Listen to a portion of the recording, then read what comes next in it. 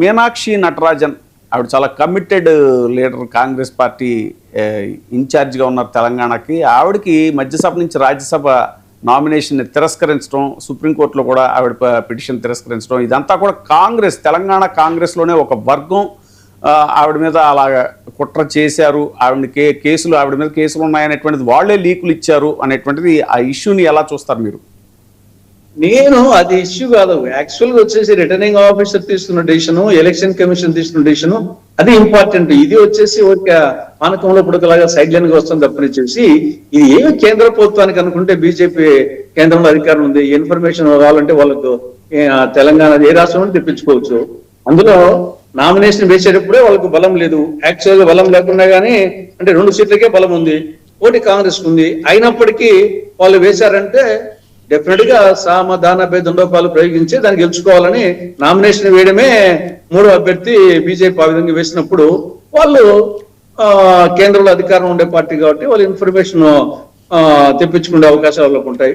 ఒకవేళ ఇక నుండి ఒకవేళ కాంగ్రెస్ వాళ్ళే చెప్పారే అనుకున్నాం, అయినా వచ్చేసి అది ఇష్యూ కాదు కదా. నాకు తెలిసి ఏమి ఆమెపై తెలంగాణలో నమోదైన కేసు వివరాలను నామినేషన్ పత్రాల అఫిడవిట్ లో పూర్తిగా వెల్లడించలేదు.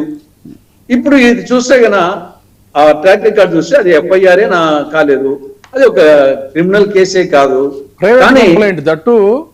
దట్టు అదేదో ప్రైవేట్ పర్సన్ ఇచ్చినటువంటి ప్రైవేట్ కంప్లైంట్ బేస్ చేసుకుని ఎన్నికల కమిషన్ అంటే ఒక జడ్జి, ఒక ఎన్నికల రిటర్నింగ్ ఆఫీసర్ అంటే ఒక జడ్జిలాగా వ్యవహరించాల్సింది. తర్వాత అయితే ఒకటిలేండి తులసిరెడ్డి గారు, నేను అనుకోవడం ఏంటంటే మీనాక్షి నటరాజన్ గారు ఒక సిన్సియర్ గాంధేయన్ వాది చెప్పాలంటే. ఆవిడ లైఫ్ స్టైల్ కానీ, ఆవిడ మేధాతనం కానీ, వాళ్ళ నాన్నగారి లెగసీ కానీ, అంటే పెద్దల సభలో ఇటువంటి ఒక రోల్ మోడల్గా గాంధేయ సిద్ధాంతానికి అనుగుణంగా నడుచుకునేటువంటి ఒక మంచి మేధావి ఆవిడ. సో ఆవిడ కంటే కూడా మంచి మేధావుల్ని మరి పంపించారు కదా, బ్యాంక్ డిఫాల్టర్స్ని, తర్వాత ఈ మొత్తం ఈ వైలేషన్ ఏది బ్యాంకులకి పర్యావరణాన్ని వైలేట్ చేసినటువంటి వాళ్ళు, ఇలాంటి మేధావులు ఆల్రెడీ ఉన్నారు కాబట్టి వారి సరసన ఇలాంటి వాళ్ళు కూర్చుంటే బాగోదేమని బహుశా ఆ పని చేస్తుంటారు అని చెప్పి ఆవిడ వీడియోస్ వస్తున్నాయి. ట్రైన్ లో జర్నీ చేస్తారు. ఆవిడ ట్రైన్ లో కాదు, వాళ్ళ నాన్నగారు ఒక గ్రేట్ మంచి అడ్వకేట్, మంచి గాంధేయన్ ఫిలాసఫీ, ఆ లెగసీ పుణికి పుచ్చుకున్నటువంటి ఆవిడ. చాలా సింపుల్ సిటీ, మంచి అధ్యయనశీలి. సో పెద్దల సభలో అంటే ఇటువంటి వాళ్ళు వివిధ అంశాల మీద మాట్లాడతారు, ఆహ్వానించాలి. నిజానికి అన్ని అధికార పార్టీలు కూడా ఇలాంటి వాళ్ళు ఉంటే ఒక హెల్దీ డిబేట్ ఉంటుంది. కానీ వాళ్ళకంటే కూడా బెటర్ ఏంటంటే మైనింగ్ దీని నుంచి, లేకపోతే వెస్ట్ బెంగాల్లో హార్స్ ట్రేడింగ్ చేయగలిగినటువంటి వాళ్ళు, తర్వాత విమానాలని చేసి వాటన్నిటిని బ్యాంక్ డిఫాల్టర్స్గా ఉండేటువంటి వాళ్ళు కాదు అన్నట్లయితే శుభ్రంగా భూములన్నిటినీ కూడా కబ్జా చేసి పర్యావరణాన్ని కూడా ఛిద్రం చేసేటువంటి పెద్దలంటే ఇప్పుడు వాళ్ళు పెద్దలు అంటే ఆర్థికంగా ఉన్నటువంటి వాళ్ళు కానీ మేధావులు కాదు కాబట్టి వాళ్ళ సరసన ఈవిడ కూర్చోవడం కూడా బాగోదేమోలే అని చెప్పని బహుశా చేసి ఉంటారని అని చెప్పి అనుకుంటున్నా. అది ఇక్కడ ఒక 3-4 ఫండమెంటల్ క్వశ్చన్స్ మీనాక్షి నటరాజన్ గారు ఒక వ్యక్తిగా పక్కన పెడదాం. కానీ ఇక్కడ ఓవరాల్ గానే ఫారం 26 అవసరమా? రెండవది వచ్చేసి చీఫ్ ఎలక్షన్ కమిషన్ నియామకం ప్రస్తుతం ఉండే పరిస్థితి కరెక్టా, ఇది ప్రజాస్వామ్యం దేశంలో నిలబడుతుందా అనే యాంగిల్ ఆలోచిస్తే భయమేస్తుంది. ఇప్పుడు మొత్తం వచ్చేసి మనమేమి democracies by the people, for the people, to the people అనే యాంగిల్లో మనం ప్రజాస్వామ్యం ఉంది. కానీ ఇక్కడ చూస్తే election is by the RO, to the RO, for the RO అని ఉంది. అంటే ఆర్ఓ అనుకుంటే, రిటర్నింగ్ ఆఫీసర్ అనుకుంటే వచ్చేసి ఏదో ఒక కారణం చెప్పేసి చేయొచ్చు. దాని తర్వాత ఎలక్షన్ పిటిషన్స్ ఇప్పుడు ఆశ్చర్యకరమైన అంశం ఏంటంటే అటానమస్ బాడీ, అందుకని సుప్రీంకోర్టు కూడా ఏమందంటే ఈ ప్రాసెస్ లో మేము జోక్యం చేసుకోలేము అనేటువంటిదేమో సుప్రీంకోర్టుకు ఉన్నటువంటి అడ్డంకులు. మళ్ళీ హైకోర్టుకి వెళ్ళొచ్చని చెప్పింది. కాదు, రిటర్నింగ్ ఆఫీసర్ మీరు ఎలక్షన్ కమిషన్ కి వెళ్ళమని చెప్పింది. ఎలక్షన్ కమిషన్ కి వెళ్తే జరిగేదేముంది, ఒరిగేదేముంది? హైకోర్టు కూడా ఆల్రెడీ పోయి వచ్చారు కూడా, వెళ్ళొచ్చారు. తర్వాత ఎలక్షన్ కమిషన్ దగ్గరికి పోయి ఇడికి వచ్చారు. ఇక్కడ పోనీ వీళ్ళేమన్నా సుప్రీంకోర్టు రేపు ఈ ఎలక్షన్ ప్రాసెసింగ్ లో జోక్యం చేసుకోవడం, రేపు అయిపోయిన తర్వాత ఎలక్షన్ పిటిషన్ వేసుకోండి అన్నారు. పోనీ ఆ పిటిషన్స్ అన్న ఏమన్నా నిర్దిష్ట టైంలో అయిపోతున్నాయా? ఒక 6 నెలలు సంవత్సరం లోపు 5 ఏళ్ళు 10 ఏళ్ళు మననే ఏదో మద్రాసు హైకోర్టు సుప్రీంకోర్టునే విమర్శించిన నేపథ్యం ఉంది ఆ విషయంలో. తర్వాత ఇప్పుడు ఫారం 26 అనేది మొదట్లో లేదు, మధ్యలో వచ్చింది ఫారం 26. దాంట్లో వచ్చేసి ఒకటి క్రిమినల్ చరిత్ర, రెండవది వచ్చేసి నేర చరిత్ర ఒకటి, రెండవది డబ్బులు ఆర్థికంగా.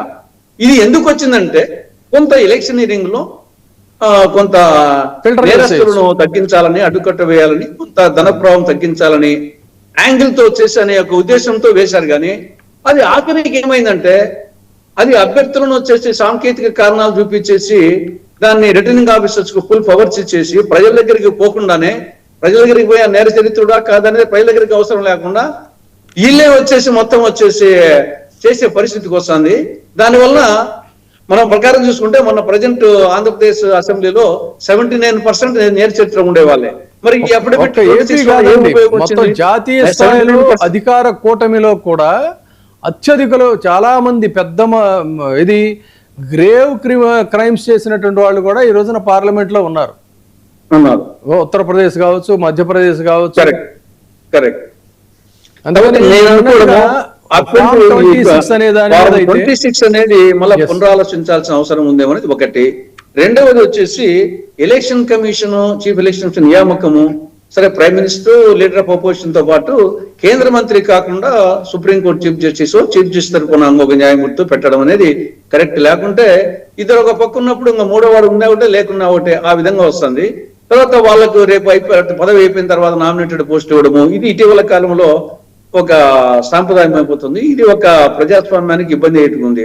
తర్వాత ఫైనల్ గా కోర్టులు వచ్చేసి అబ్నార్మల్ డిలే చేయడం వల్ల మొత్తం సమస్య వస్తుంది. కాబట్టి ఇవన్నీ మీనాక్షి నటరాజన్ గారి ఒక దాని ఫస్ట్ కేసు రాజ్యసభ సంబంధించి దేశ చరిత్రలో ఫస్ట్ కేసు అనుకుంటా రాజ్యసభ విషయంలో.